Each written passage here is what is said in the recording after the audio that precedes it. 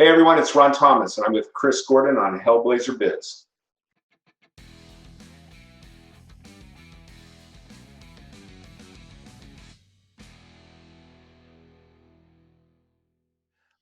Everyone, I have the honor and the privilege and the company of Sensei Ron Thomas, who's currently, you can see on our screens, in Cobra Kai, but who's also a motivational, inspirational speaker and also published author of many self-help and life coach. So good evening, Ron, or good afternoon for you, I believe. Hey, how's it going, Chris? I'm good, thanks. Yeah. Excellent. Over the pond. Over the pond, yeah. I'm must midday for you where you are, and for me it's the sun has set and the night is closing in. Wow, cool. It is. It's great with technology like this, so we can just sit and chat, which is Right. Yeah. 7,000 miles apart. Brilliant. Yeah. Life has changed. It has a great deal. Yeah. Not that I would have been able to fly to LA to interview you in person, to be fair. Right. Save a little money. Yeah. Excellent. So yeah, I mean, pretty safe. Thank you for joining. I really do appreciate that. You know, taking some time out of your day just to talk to me. It's very appreciated. Sure. Yeah. Well, there's a lot of Cobra Kai Karate Kid fans over there in the UK. Oh, yeah. And I get hit up all the time on social media, and people find my website and they send me emails, and a lot. I recently put up an option on my website where fans can purchase photos, and signed photos from me, and videos too. And I got to tell you, there's a lot coming in from the UK. A lot of international mail out lately. So, Brilliant. You're our friends over there, and we appreciate it. That's great. Thank you. No, as I say, well, it's not just the UK. It goes, the Cobra Kai was #1 worldwide. Yeah. Phenomenal. #1 worldwide, kind of conquered the world. So you're right. I'm sending photos and messages out to Australia and Austria and New Zealand, and just everywhere. Yeah. So it's kind of cool. It's kind of surreal, all these years later after shooting the Karate Kid, and that I'm sitting here doing this with you, talking about the #1 show in the world, Cobra Kai, something we started all those decades ago. So yeah, I mean, did you ever think that you'd be reprising the role of Bobby at all? Well, no, because back then we didn't even have the internet. That's true. Yeah. That's how. I don't want to date myself or age myself, but that's how long it's been. We didn't have cell phones. We didn't have the internet. We didn't have access to post something immediately and have it go global like Instagram or Facebook, So for us to even think that streaming video and Amazon Prime and Netflix and YouTube and all of these, these different outlets for streaming videos would be such a big deal. But here we are. So no, I had no clue that we would be doing this. True. I mean, I was 10 years old when Karate Kid came out, so I'm fully with you. I know exactly what you mean. It's like, there's just, it was the future. It was, stuff you saw in Star Trek where they could stream, the streaming services that we get now. It was all future based. So yeah, it's good to see that we've actually come so far in technology and entertainment. I mean, right. 4 TV channels at that age, and that was it. Yeah, and it says something about the Karate Kid franchise and the meaning that the film has had for not just the original viewers and audience, but for generations. It's a generational impact that movie has had on people. And I always tell people, that it's weird to say that a movie has changed lives, but I cannot tell you how many messages I've gotten that movie has changed lives, that Bobby Brown had changed lives simply because he was the good guy out of the bad guys, but also because so many people started training in the martial arts when they saw that movie, and now so many people are starting to train in the martial arts because of Cobra Kai. Yeah, and it just continues through the ages to help people, to motivate people, to inspire people, and to change lives, and it's really cool to be a part of it. Definitely, definitely. I mean, I even teach. I've got a 13-year-old son, and I still teach him the wax on and the wax off and the brushing. And so it's not for the karate side, but it's just for the mind, focusing your mind on it. We play Yeah, around with it. He's seen it and stuff. So I was like, do that, and obviously, then when things happen, that's the reason. And we watched the film, so I said, now you know what I'm trying to say. We can do it nice and slow like that. When it comes to the crunch, that's how he learnt it, and it's something you can just become Mr. Miyagi yeah, or Danny. right, yeah. But it It's is. it's got a lot of powerful messages for people, and Mhm. the martial arts. Set Karate Kid and Cobra Kai aside, you find a good martial arts instructor with the foundations of self-esteem and self-respect and honor and discipline and focus and confidence and all of those things that are built in to martial arts training. It really does change lives. It's not hyperbole. It's not, it's the truth. So, It is. and I know because I'm on both sides, right? I'm a I martial know. artist and an actor and part of the franchise. So, Exactly. I was yeah, going to say that as well because you're not just an actor in the show. You are actually a world champion martial artist. yeah, So it does. I mean, martial arts. It's not just like you say. It's not just fighting. It's about learning. It's the discipline. It's like a spirituality because you can find yourself. You can find peace within within the kata or whatever. I can't. Apologies for for the way you just focus your mind and you can just find that inner peace and it's just that strength. inner spirituality of yourself. Inner strength to Yeah. overcome challenges and and to help others, to teach others and to help them do the same thing. So the martial arts, it should be a mandatory thing for all kids Oh to be yeah. training in the martial arts, for so many reasons. Bully prevention and confidence and self-esteem and respect of other people and yourself. So yeah, it should be one of those things. Mandatory for my daughter. Yeah. There's two things. It's not going to happen to her. She's not going to get bullied, and she's not going to drown. So, she's learning how to swim, and Excellent. she's definitely going to learn how to protect herself. And beyond that, she can do whatever she wants. But those two things are mandatory, Oh yeah. No. non-negotiable. Fully agree. I mean, I did Tang Sudo when I was younger. When I was very young in school, that's how to sort of try and train the same sort of thing to give me the discipline and to stop the bullying. And I did that with my son as well. And it turned out I was so happy with him last year because he said Yeah, there's one lad he's been picked on. These guys picking on him at school, and he said he just came up and my son he just came up from behind, grabbed his hand, put his hand on my son's shoulder. And my son just grabbed his hand and just like basically did a forward roll and threw the kid over his shoulder. And it was like, he's a nasty lad, by the way. It wasn't. It's just he was gonna beat my son up. So my son just did that and threw him right over his shoulder, and that was it. Then now they're friends because the guy was just like, he was just like he just no longer bullied him anymore. He goes, he stuck up for him, and he did look out for him because the bully ended up being scared because my son was able to stick up for himself. Yeah, that's awesome. Yeah. So it's a proud moment for me. I was like, get it. He got told off, but I was like, get it for the school. And I was like, no, get in there for looking after yourself. Yeah, that's great. That's Excellent. awesome. So, I mean, coming back to the set of Cobra Kai, and after 35 years, so like that, what was it like being back on the set again with the likes of Ralph and Billy? Because I mean, you guys you've stayed with it, and all this time, and then just to work again together. Yeah, we've been friends this whole time. I mean, and I'm saying, good friends. We've seen each other and hung out and spent Christmas parties together and weddings and funerals and gone on trips together. And, we've all been great friends.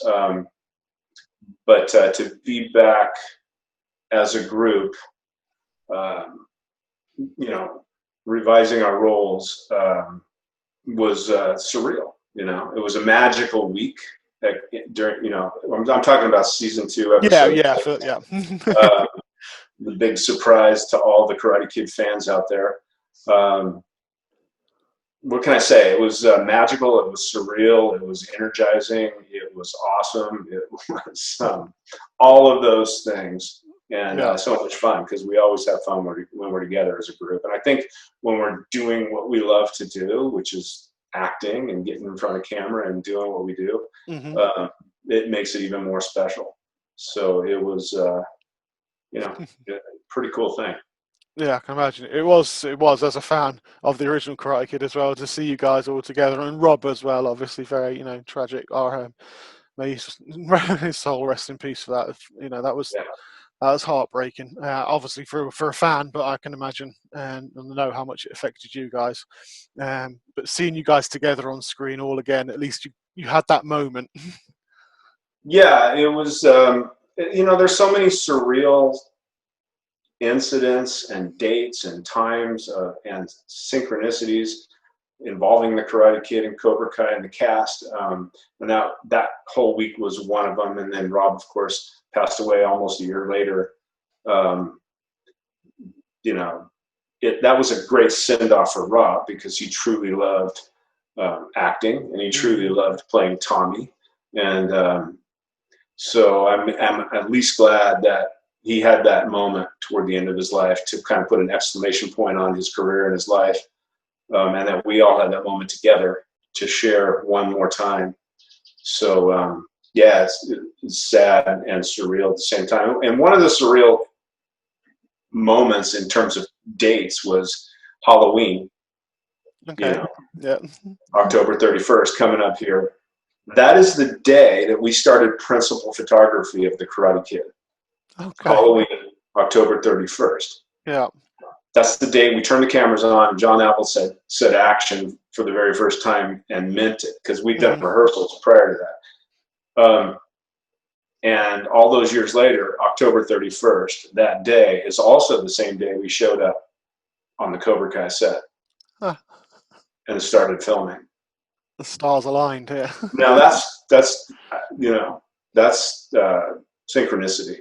It's one of those weird events that I referred to. That is, yeah, you're right. That's nice. It's like you say, everything just seemed to align. Yeah. Excellent. I don't know. There's greater forces around this, Yeah. lining things up. I always said that, people ask me, why was the Karate Kid so successful? I said, because the stars lined up. And I don't mean the Hollywood stars necessarily. I just mean that just everything just sort of lined up to, perfectly. All the pieces of the puzzle just fit together to make that masterpiece. So.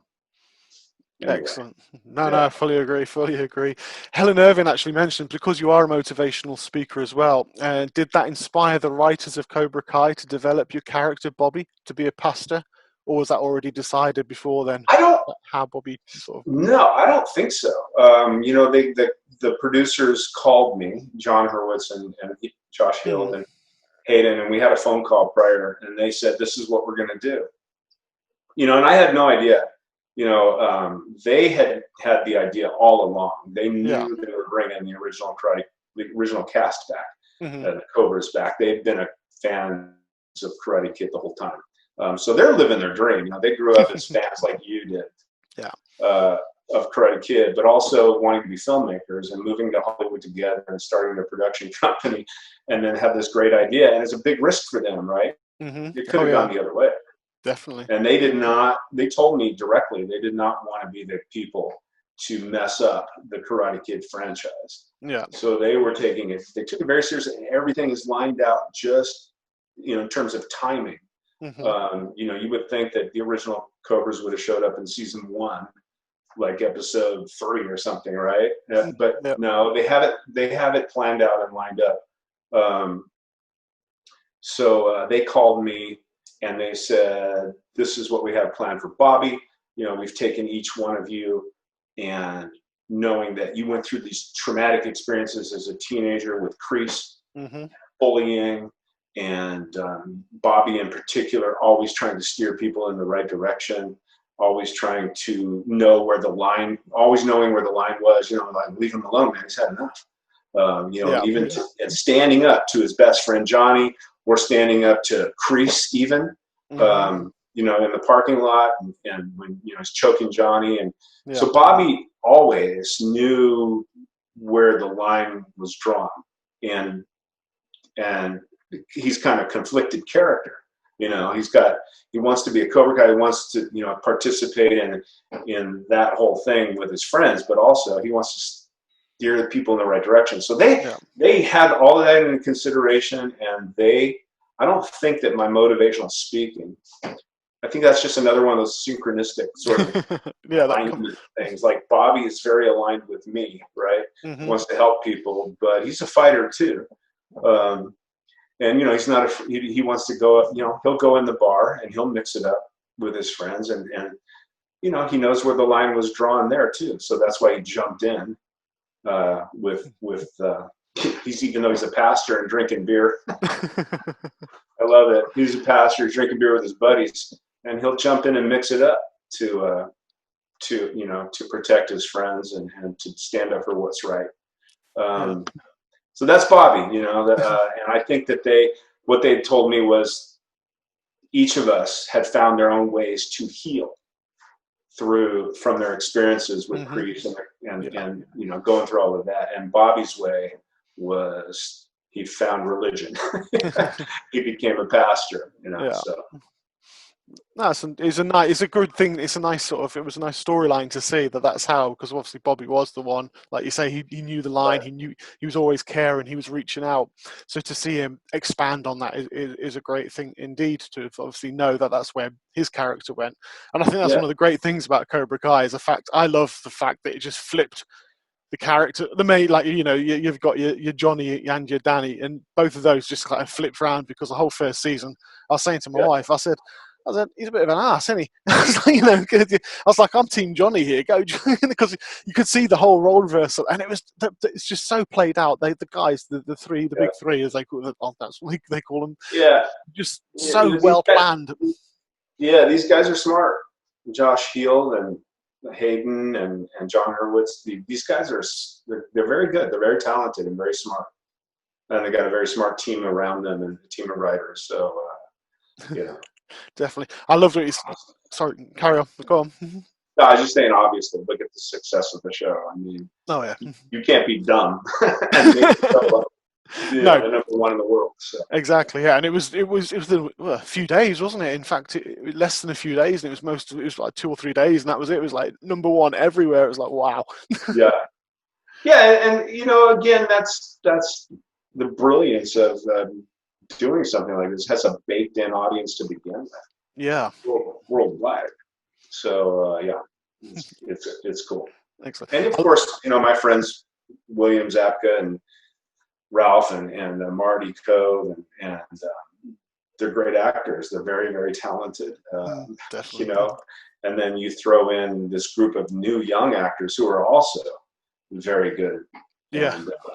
And people behind. I mean, once again, the stars aligned.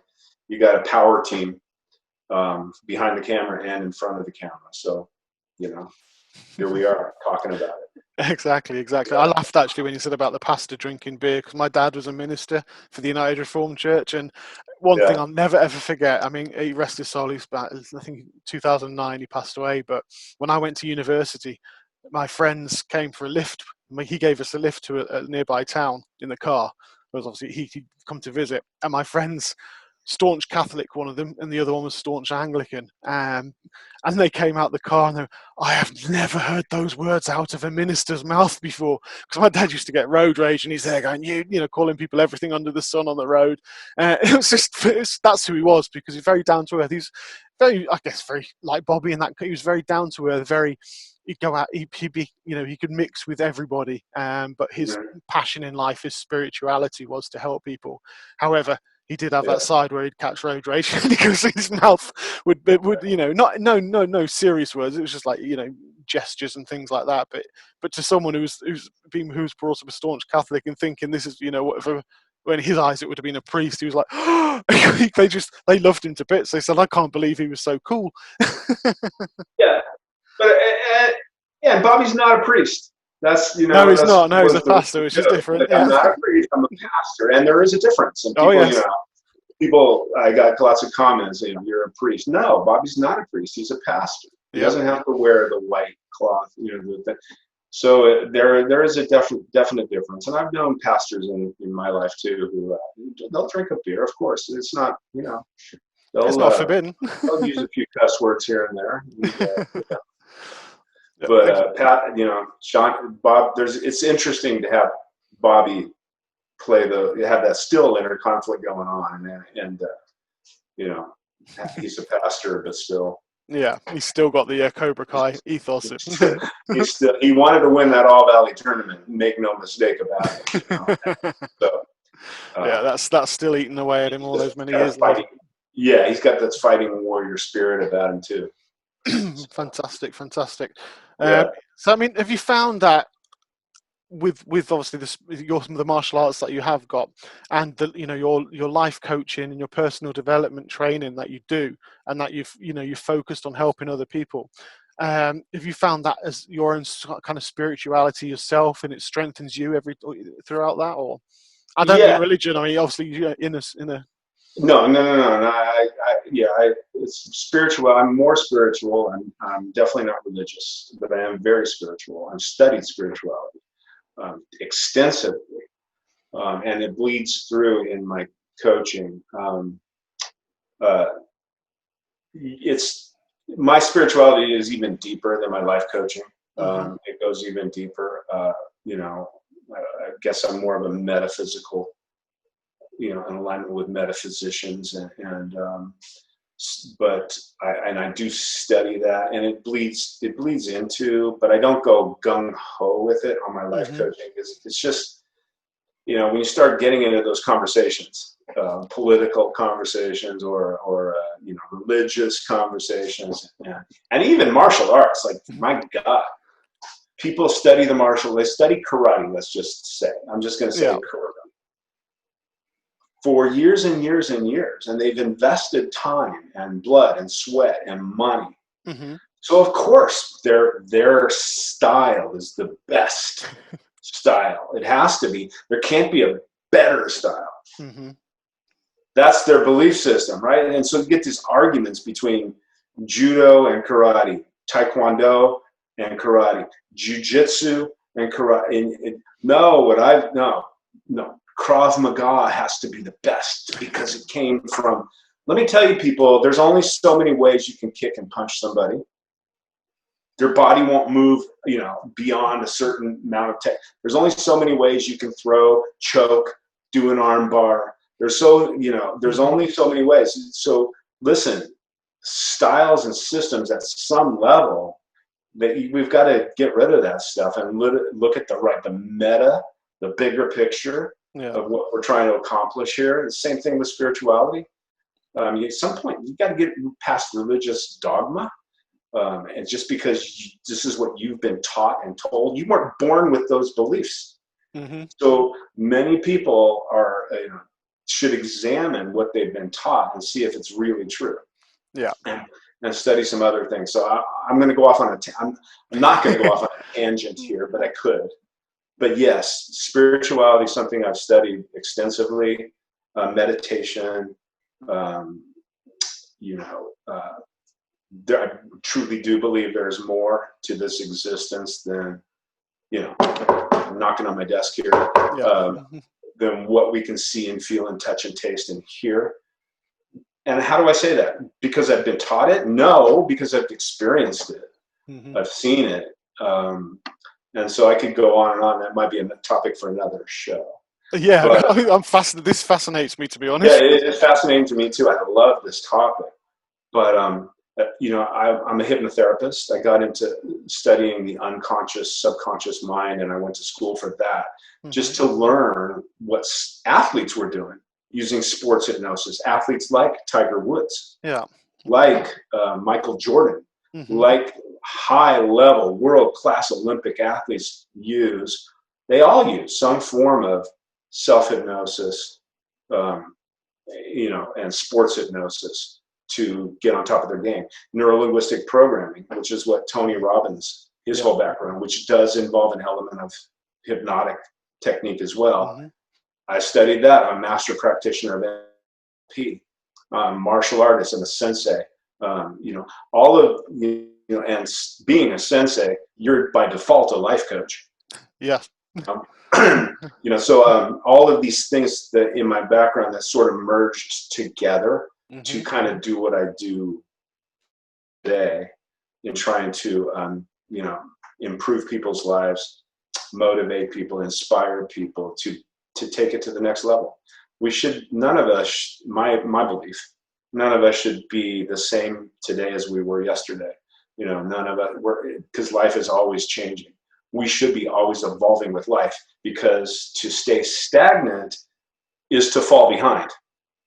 You want to go backwards. You're not standing still. You're not staying stagnant because everything else around you is constantly evolving. You're actually falling behind. You have to evolve. You have to grow. And it's part of what feeds your spirit in the first place is personal growth, development, evolution, and serving other people. That was a long answer, wasn't it? It was a good one though. I mean, I was channeling Bobby there for a second. Yeah, I was going to say, I mean, I did see that on your Instagram. You started with that one the other day or the other week, I think it was, where you said none of us are born with opinions and beliefs, and they're learnt behaviors, and you're right. I fully agree with that. It's absolutely, I mean, I actually started my podcast a few years back, and it was just a little trying to get, it was really, really weird thing. I was just helping people. There was a TV show that they all loved, and people were getting really upset about it. So I was just trying to do impressions and stuff, and I in little talks. They're only like 5-minute ones, nothing anywhere near the kind of motivational that proper that. And I kind of used the Bruce Lee, because there's that quote from Bruce Lee which I twist, and I've used it in work ever since when I'm talking about people and how to look at things. And it's that one about where I think it's Enter the Dragon. And he's talking to the student, and he points to the moon, and he goes, "It's like a finger pointing to the moon." And he looks at slaps him. He goes, "Do not concentrate on the finger, or you miss all the heavenly glory." And I put that in the same fact that if you concentrate on those beliefs and those things that you've always had, you're going to miss everything around you, because you need to open yourself up and have a look around and understand from other people's side point of view, and just see, like you said, see what else is around you, and open yourself to it, to learn and develop yourself. That's a basic way. That's my basic little way of doing it. Right. Because what if you're wrong? Yeah. Is it possible you're wrong, or are you just always right? Exactly. And there's so many right fighters out there. They just have to be right. Successful people are successful. They let other people else, everyone else be right. But, anyway, it's, I could go on and on. Oh, that's fine. I mean, I know you've got time. I'll be quite happy to do that. Like I say, this kind of talk fascinates me. I've signed up to wanting to get some of your videos, and I'm going to sign up to more of your courses now, obviously through there, and hopefully. Yeah, I got to get busy on that stuff. This year has been crazy with COVID, and I had I tore my quad muscle, had to have it reattached. I remember that. Yeah. Still dealing with healing that. And, it's just been a crazy, crazy year. I've got to get back and actually finish up those courses and put them up for people. And now I'm getting lots of people asking me, do I do any seminars online? People want some martial arts training from me, and people want personal development training. And so I might be looking at doing some virtual live conferences, since I can't do any in-person live conferences at the moment. So that might be something that's coming in the near future. I've got to look further into it, now that my leg's getting a little bit better. And fantastic. I've got a few other projects that I had to get done. And so anyway, yeah. Excellent. I know how that feels with a quad, because I think it was a couple of years ago I was wrestling. I started wrestling at the age of 37, professional, and I fell out the ring. I was training. It was a stupid thing. Where they do the up and over, one ducks, the other one jumps. I tripped, fell through the ropes and head first to the floor, but I tore my quad muscle. And by the time the swelling had got down, it was too late to push anything, and I've now got a dent in my leg because it just retracted in. But it was a good 12 months I was out with that. It was I had the same thing. I had a retraction, and I didn't even notice it for almost 12 weeks, actually. Oh, okay. And then I didn't notice the lump in my leg until I was laying down one day. I looked, Anyway, so long story short, yeah, I had the retraction, and the reattachment and the surgery has been brutal. But just that retraction, that ball in my leg wasn't just a deformity, but it was also hurting me to do what I do. And so I had to have it go get it fixed, but long recovery, man. Oh, I can imagine. I mean, I still several years on, and my leg will give way now and then, because it's just, if I'm walking or jogging or something, and it will just give way. Because I never got it fixed. I really should have done, I guess, but yeah, I think it was one of those things. Never mind. But I know, I was remember when I saw that when that had happened to you, and I was thinking, I know, I feel sorry for you, because I know how painful and that is. When I did it, and the surgery hurt worse. That's the thing. You didn't feel it. I didn't feel it at first. It was my wife noticed, because I was sitting watching the telly, and she goes, "Yeah," because I'd done both legs, but I'd also hurt my wrist at the time. So I knew I'd had cuts on my legs. But then my wife was looking that night, and she was like, "What's up with your leg?" It like swollen. It just gone, like you said, the lump on the leg had just gone really. And I was like, "Oh." I was like, I knew it was aching, I knew it was sore, but I didn't realize it was like that. I did. It hurt. It definitely hurt. But anyway, I think I was just in too much aching and pain from everything else that I'd done on that day. It all melded into one. What's your favourite part of the Cobra Kai at the moment that we've seen of the series, as someone who's watched it yourself? Season 2, episode 6. The bar fight. There was some scenes that we shot that got cut. They didn't make it to that episode. Yeah. And there were some of my favorite scenes that I wish they would have gotten. I wish they would have stayed. That's a shame. In the show. But they've got a real challenge with how many actors they have and how many storylines they've got going. Yeah. It being only a half-hour show. I think that probably they overshoot everything and then figure out how to cut it down to a half an hour, every time. And I think unfortunately, some of the things that we shot, one scene in particular I'm thinking about, got cut, and I wish it would have made it in. It was very funny, and anyway, so yeah, that episode. Cool. Yeah, I mean, it was a funny episode. It was good. It was touching, but it was funny as well. So it was yeah. I mean, obviously you can't talk about season 3, which I know. It's a zip. That's what's coming. Would you hypothetically, would you like to see Bobby appear some more and obviously develop a bit more in that? I'm saying hypothetically. Hypothetically, yeah, of course. I mean, excuse me. There's a lot of call for it. I get so many social media messages and posts about Johnny needs Bobby. Johnny's got no friends, and it's true. He's really, he's got no friends left. He needs that positive influence in his life to keep him, as he always did, steered in the right direction. And I think that Bobby being a pastor, the show could use that balance and that influence for not just Johnny, but half the dang cast, half the dang, the characters could use a little pastoring and a little motivating and a little, But I had, since they said that Bobby's a pastor, I had so many ideas about where he could fit as a regular on the show.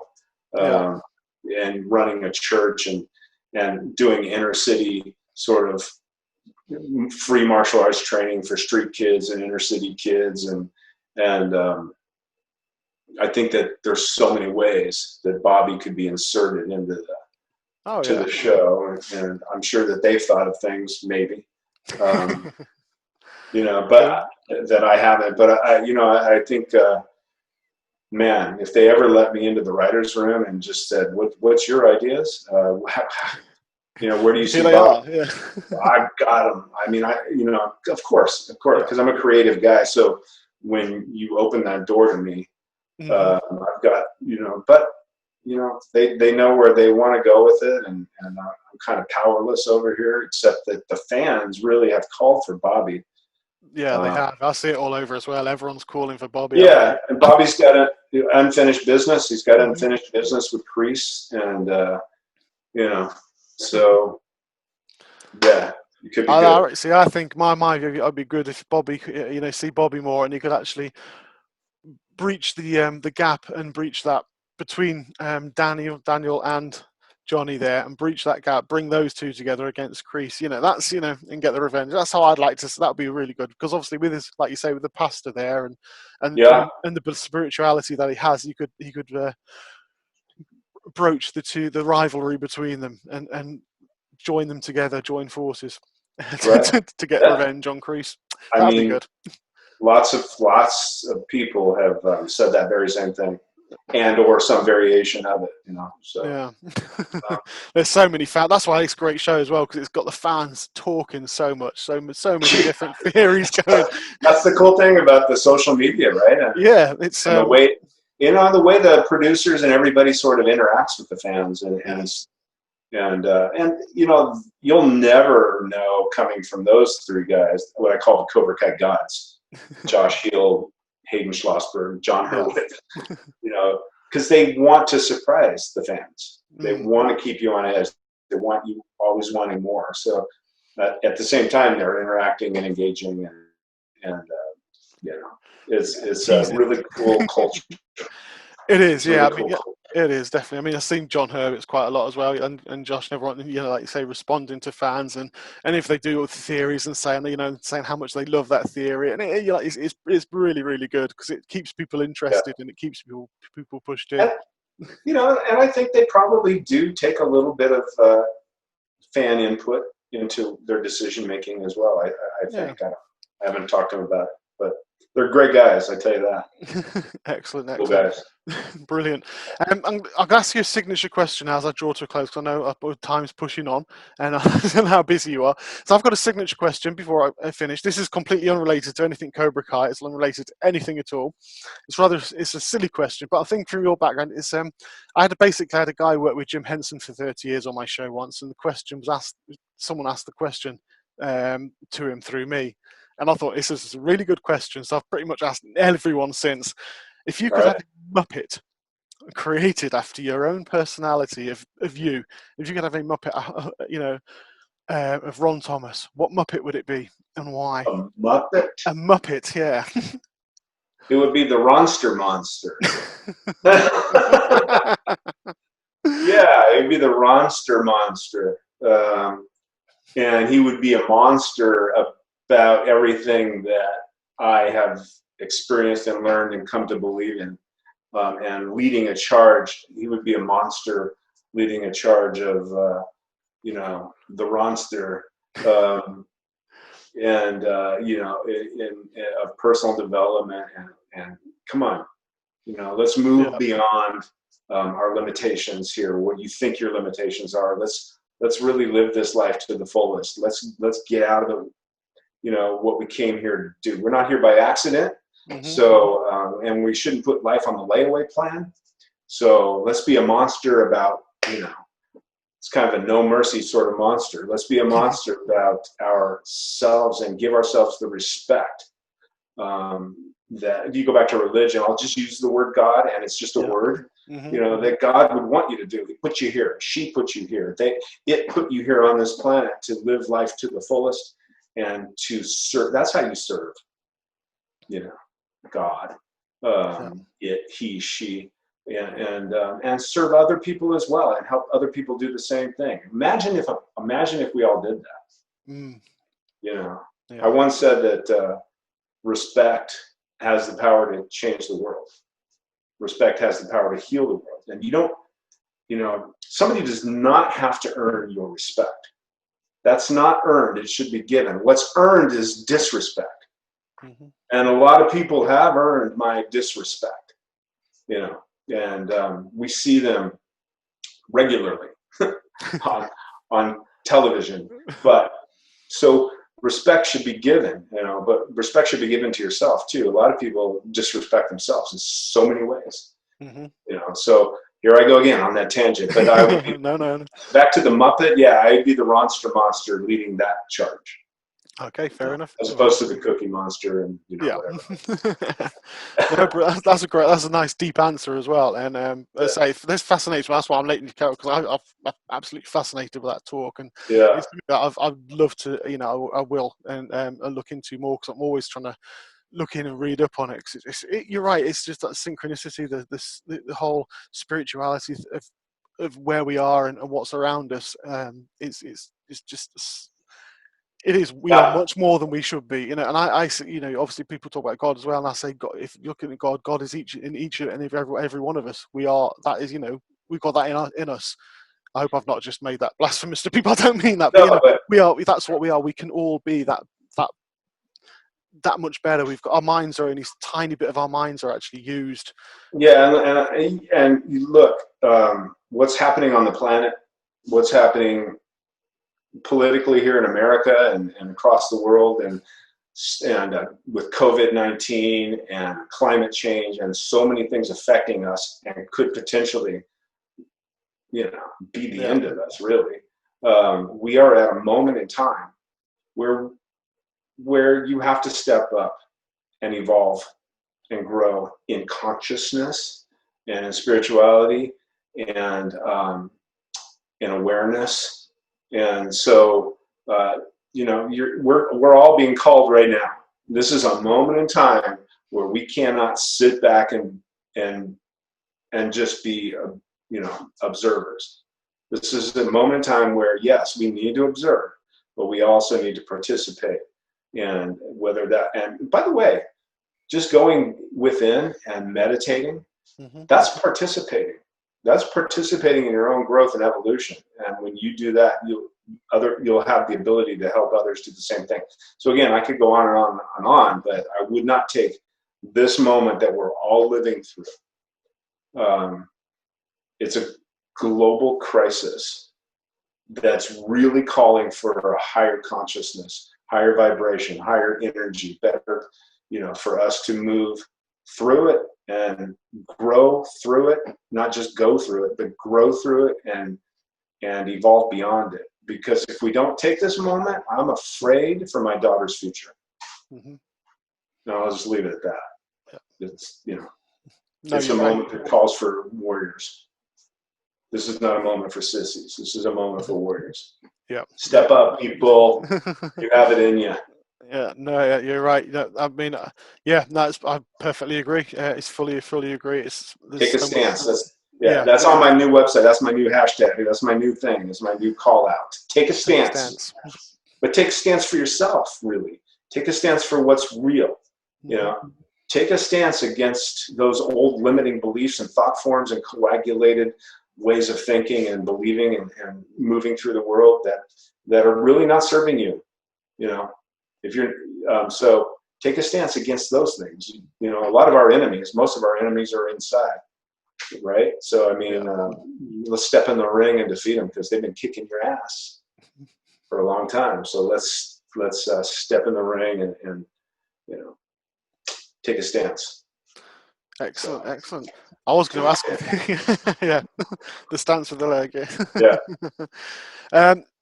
I mean, that was, again, fantastic. Is there anything that you would like to say, just be part in before? You mentioned I've got some personal development programs that I want to put online. Normally, they used to just be in person and conference calls, with groups, paid groups, and But follow me on Instagram, The Real Ron Thomas. Follow me on Facebook, Sensei Ron Thomas. Go to my website, senseironthomas.com. If you're interested in anything that I've said, if you want a signed photo or a personal video message, I'm on Cameo too, but I'm also, you can get those from my website as well on the shop page or the products page, which is not the store. There's two pages which my web developer put up together. It's kind of confusing, products and store. They're different. So, but I'm still developing this stuff. If you're interested in following me and my YouTube channel, Sensei Ron Thomas. If you don't know how to spell sensei, because a lot of people don't, it's SENSEI. Just pay attention, because I will be putting up more, more motivational stuff. development stuff, products, services, sign photos at my website. So, you know, just stay in touch. I'm here. Bobby ain't going anywhere. Hashtag Bobby is back. That is not a reference to season 3 or 4 or 5.